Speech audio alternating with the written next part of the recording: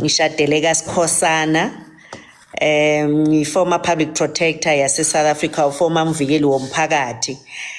Ngasebenza as a public protector for the past 6 and 11 months. And then I think abaningi ke bayakwazi ukuthi ke ngakhishwa ileganu. I'm the first victim ye GNU, because first time in the history of South Africa utholi ANC besithembe ukuthi yona ikholelwa ekukhipheni umuntu omnyama enhluphekeni, kube yiyo ANC ezosebenza ne-DA, kwamanje isebenza no-DA ukungikhipha e-ofisini or khipha i-head ye-chapter 9 institution.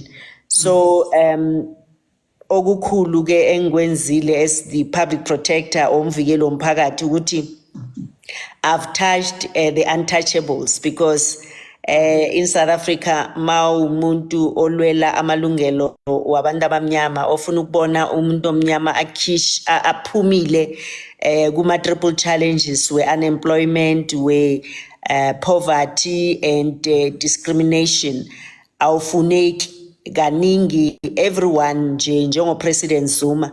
Wena na ungena uthi ukhipha umuntu omnyama enhluphekweni uba isitha sabo. I think we've seen other njengabo Dr. Hlophe nabo Brian Molefe nabo Siyabonga Gama and abo Lucky Montana.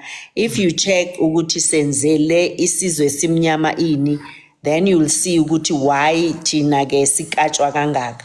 So mina ngimvikeli womphakathi ke, the main problem engayenza ukuthi ngi-investigate i-Reserve Bank and ne-Absa Bank. So kusho ukuthi awuzithinti ke lezo wena mawumuntu omnyama, because that is controlled worldwide, and that is controlled by world imperialist, capitalist, and you touching la bona ba controller khona, because bona ba controller imali zomhlaba.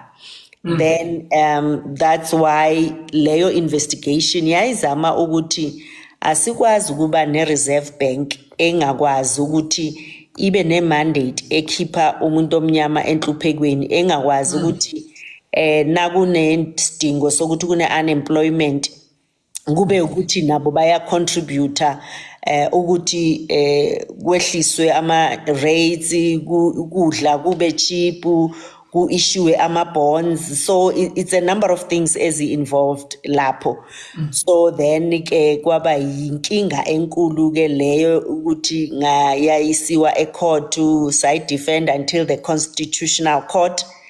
And the first time i-Constitutional Court nayo i-issue ama-personal costs against, kusho ngangenza umsebenzi, but I was then made ukuthi ngibhadale from ipokoto le family.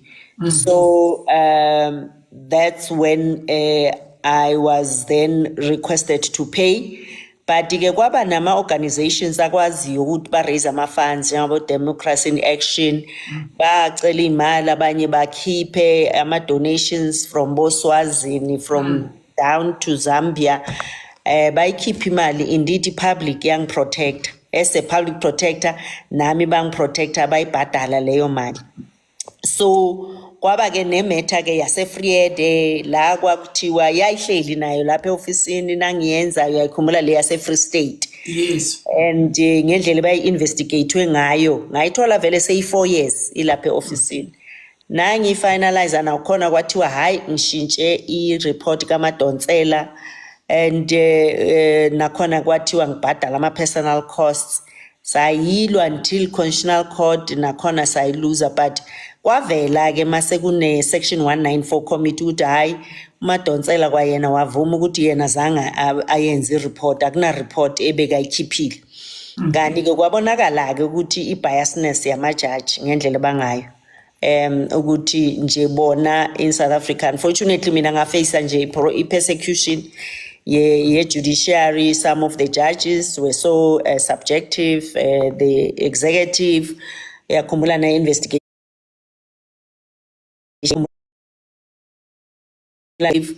yakhumbula na investigation engayenza against the current president uRamaphosa relating to Cigar 17 ukuthi bamcapture kanjani ama donations ebawenza kwi campaign yakhe ay deputy president ye ANC, and he failed to declare those donations and bega compelled ukuthi declare according to the laws zase parliament zokuthi because naka deputy president uyimember ye parliament, so but then igama court nalapho amvikela.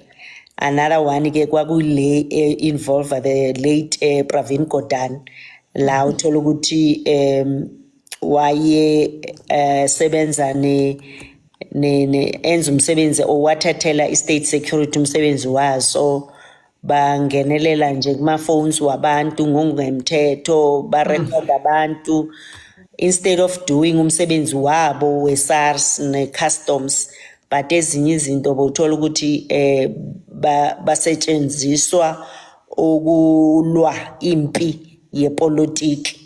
So that's what and that's who ke Advocate Mkhwebane is.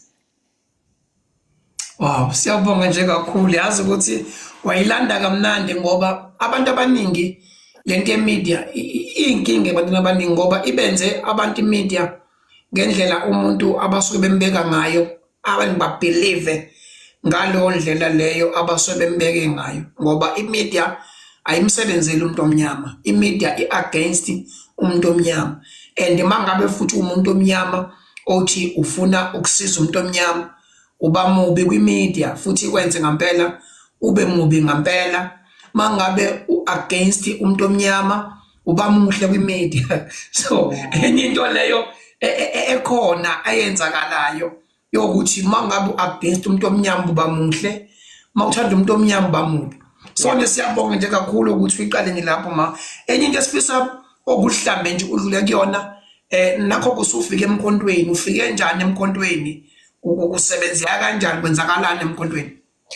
Umkhonto ngiuthanda kakhulu wathi na ngithanda kakhulu, umkhonto uthanda kakhulu, kwaza umkhonto kwaza yes kakhulu because kwathi na mang remove wa 2023 ngo-October, then nga-approachwa i-EFF ngajoyina i-EFF leso sikhathi ngisitshela ukuthi ayi ngisaqhubeka ukulwa lempi yengcindezelo yomuntu omnyama because that's my focus, ukuthi la ngikhona ngisalwa impi yokuthi singakhulula njani isizwe somuntu omnyama.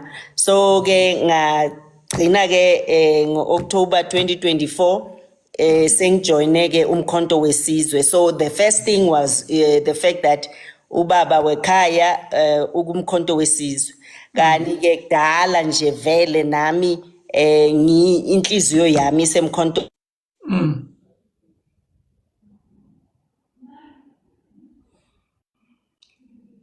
angazi ivolume sound esizwakala, uyangizwa? ya sengiyakuzwa manje. Bengena ikholo yes, ngagcina ngijoyina umkhonto wesizwe ngoba ngithanda ama policies wemkhonto wesizwe, le ndaba yomhlaba siyawufuna umhlaba. Imakhomanda uthi nawe inhliziyo yakho ibisemkhontweni but umzimba ukwi-EFF ne? Injalo ngoba umzimba bese uku-EFF after umkhonto uqaliwe sengikumkhonto ngibona ukuthi hayi ama policy wona womkhonto